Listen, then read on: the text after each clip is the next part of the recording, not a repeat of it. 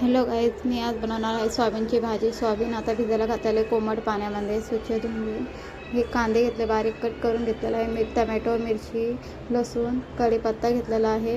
हे शेंगदाणे घेतलेले आहेत. याला भाजायचं आहे. आता मिरचीला आणि शेंगदाण्याला चांगलं खरपूस भाजून घ्यायचं, त्याचं वाटण करायचं आहे. आता मी शेंगदाणे भाजायला घेते. शेंगदाणे भाजून घेत आहे. शेंगदाण्याला खरपूस चांगलं भाजून घ्यायचं आहे. शेंगदाणे भाजले की मग मिरची पण भाजून घ्यायची आहे. मग याचं वाटण करायचं आहे. मिरची, लसूण आणि शेंगदाण्याचं वाटण करून घ्यायचं आहे. मिरचीला पण खरपूस भाजून घ्यायचं आहे चांगलं. मी याच्यामध्ये तेल पण नाही टाकलं आहे मिरचीमध्ये, बघा तुम्ही.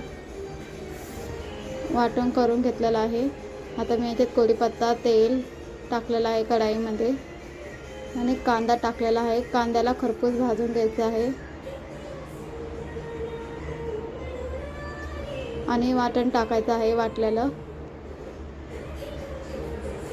वाटण टाकून याला खरपूस भाजून घ्यायचं आहे. शेवटला टमॅटो टाकायचा आहे. याच्यात टमॅटो पण टाकलेला आहे बघा.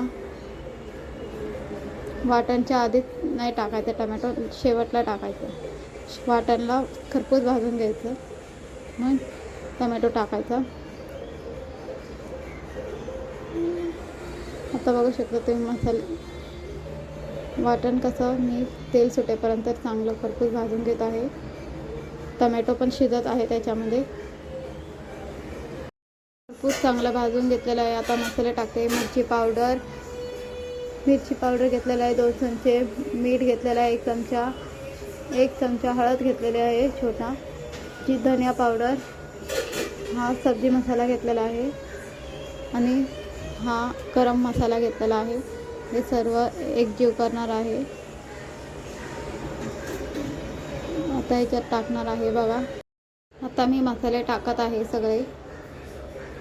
तेल सुटेपर्यंत याला पण एकजीव करत राहायचं आहे.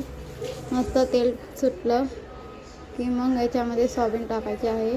खरपूस भाजून घ्यायचं आहे मसाला पण. तुम्ही बघू शकता कसं तेल सुटतं याला मसाल्यांना. आता एकजीव करून घेतलेला आहे बघा तुम्ही. तेल कसं सुटे मसाल्याला.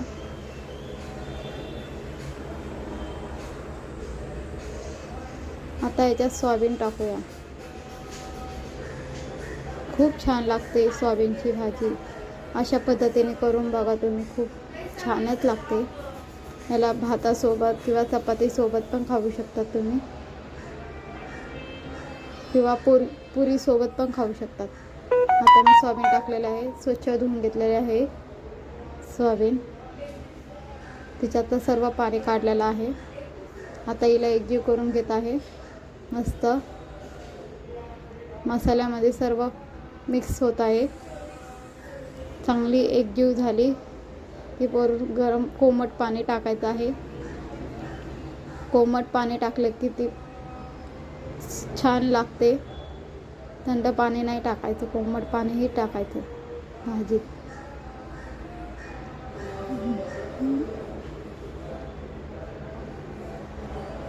तुम्ही बघू शकता. तुम्हाला हवे तेवढं पाणी टाकू शकताय. मला इथे सुकी करायची आहे म्हणून मी थोडी शिजायसाठी थोडं पाणी टाकत आहे. आता हिला 15 ते 20 मिनटं शिजून झालेलं आहेत. आता तुम्ही बघू शकता मी वरून कोथिंबीर टाकलेली आहे. कशी दिसते भाजी.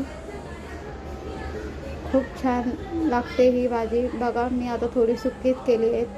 थोडं काहीतरी पाणी केलेलं आहे त्याच्यामध्ये भाजीमध्ये. आता तुम्ही बघू शकता भाजी कशी झालेली आहे. मऊ लसलुशीत चपात्या पण केलेल्या आहेत एकदम. तुम्ही चपात्या पण बघू शकता, एकदम नरम केलेल्या आहेत.